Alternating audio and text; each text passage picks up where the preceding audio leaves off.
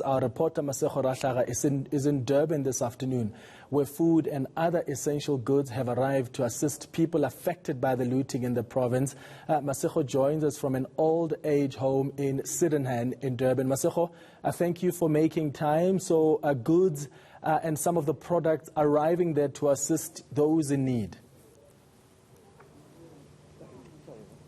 Definitely, Clement. We've started at an old age home called St. Martin's Village here in Durban.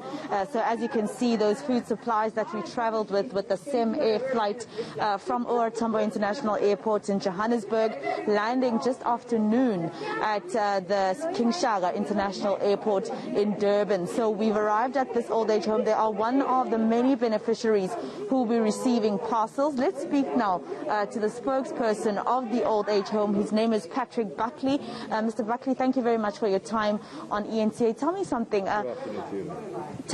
Are you guys, as an old age home, also struggling since the unrest that's happened last week Thursday? Are you struggling in any way to get food supply, your toiletries, etc.? Yes, we are. It's been quite serious, this pandemic, as well as this looting that's going on here. As the old age home here, the residents are very worried about themselves, about the food supply and how they're going to survive and how they're going to actually eat. And also, with them not knowing what to do, we've been trying to help them as well. Those that are abling here are helping them with transport and with trying to little bit of cash as well to help them with the supplies. So you're obviously very happy that at least for a little while you won't have to drive out for toiletries and food while the streets are still looking a little bit volatile in KZN. Yes, well, as I can see, there's some supplies being sent here, and I think they'll be most grateful to have it, that we don't have to go out on the streets and stand in long queues to be served. Just this morning we went to do some shopping, and with the help of some of the residents, to ask them if they would like anything, as some have cars to go out there with.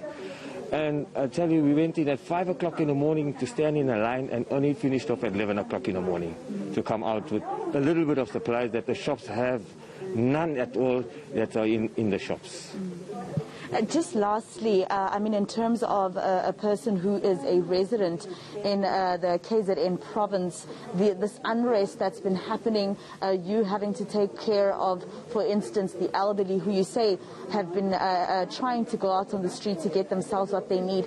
Are you feeling scared about when this will finally end?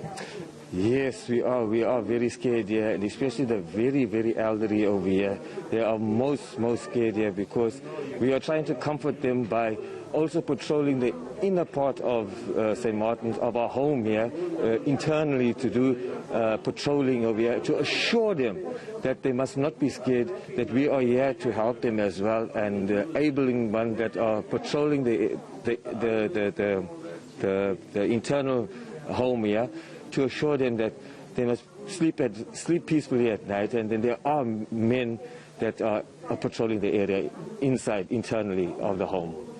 Patrick Buckley, thank you very much for speaking to eNCA. Well, Clement, you know, a situation here, as you heard him describe, having to go to a store at 5 in the morning and only finishing with a little bit of groceries at 11 that morning, 4 hours just to get a little bit. So it's quite dire here in Durban. Some people actually we saw at the airport trying to get out of Durban.